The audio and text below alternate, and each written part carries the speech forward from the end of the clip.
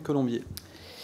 Monsieur le Président, Mesdames et Messieurs les rapporteurs, mes chers collègues, lors des auditions menées dans le cadre du PLF 2024, un constat unanime a émergé. Le monde devient de plus en plus dangereux et il est marqué par le retour de la logique de confrontation.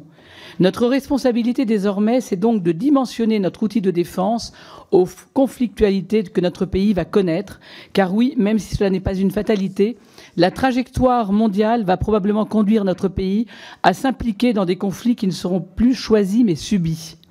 Cette adaptation aux défis et ce dimensionnement de nos armées passe évidemment par une exécution fidèle de la loi de programmation militaire et nous saluons le fait que les moyens alloués sur l'année 2024 dans le PLF reprennent les efforts demandés sur la première marche.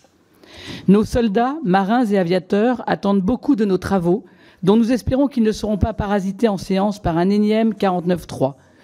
Tout du moins, si tel était le cas, nous comptons sur la présidence de cette commission pour y intégrer les amendements des oppositions qui révèlent les points morts du budget à venir. Car oui, des points morts et des points de friction, il en existe. Nous reparlerons évidemment des crédits alloués à certains projets de coopération internationaux, SCAF, MGCS, dont nous sommes convaincus qu'ils sont voués à l'échec diplomatique et industriel.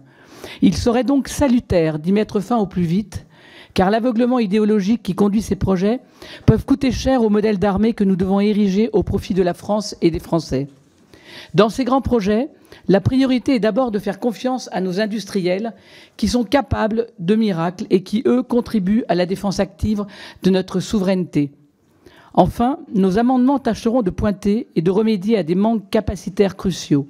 Relance de la filière de munitions de petit calibre, qui semble ne trouver aucun écho au sein de la représentation nationale, alors que c'est un sujet essentiel, sorti de la logique de flux tendu par la reconstitution de stocks stratégiques, renouer avec une logique de masse, faire remonter en puissance du service de santé des armées, intégrer le drone MAL à ROC dans nos programmes, augmenter la rémunération des militaires, étoffer nos services de maintien en conditions opérationnelles pour éviter de recourir à l'externalisation, acquérir un A400M supplémentaire, rénover les infrastructures de défense, bref, donner les outils pour que nos armées soient prêtes dès ce soir pour plagier le CEMAT.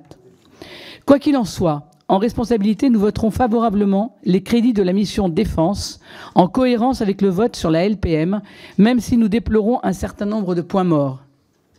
Nous ne voudrions pas non plus oublier évidemment la mission Anciens combattants, dont nous espérons qu'elle donnera lieu à la revalorisation du PMI, afin de réparer une injustice notoire des budgets successifs. Ces hommes et ces femmes qui ont tout sacrifié pour notre pays méritent la reconnaissance de la nation. Et alors qu'ils ont combattu pour la France, ils subissent de plein fouet la vague d'inflation. Comme les associations que nous avons reçues, nous dénonçons donc la très faible revalorisation de la pension militaire d'invalidité de 1,5 prévue par le gouvernement en PLF, alors que l'inflation en 2022 était de 5,2%. Un amendement du groupe propose donc une revalorisation à 5,2%. Si cet amendement n'est pas intégré au budget, nous nous abstiendrons. Enfin, sur la mission sécurité, un bref mot pour dire que nous nous abstenons également, car nous jugeons, comme les Français, que la politique sécuritaire, l'augmentation de cette année et les récentes annonces de création de brigades ne sont pas à la hauteur des enjeux. Les émeutes de cet été nous inquiètent au plus haut point, d'autant qu'elles ont touché de plein fouet de petites communes habituellement calmes et l'augmentation prévue ne suffit pas. Ces efforts sont donc insuffisants face à l'explosion de la délinquance, de l'immigration incontrôlée, et de la prolifération de la drogue partout, y compris maintenant dans les campagnes. Toutefois, nous ne souhaitons pas paralyser les moyens alloués à la gendarmerie nationale et nous nous abstiendrons donc sur cette mission. Mes chers collègues, la guerre n'est plus une hypothèse théorique, mais constitue désormais un risque avéré. La France doit être indépendante, forte et souveraine dans ses équipements, sa doctrine d'emploi et sa vision stratégique. Telle sera la position de notre groupe au cours de nos débats. Je vous remercie.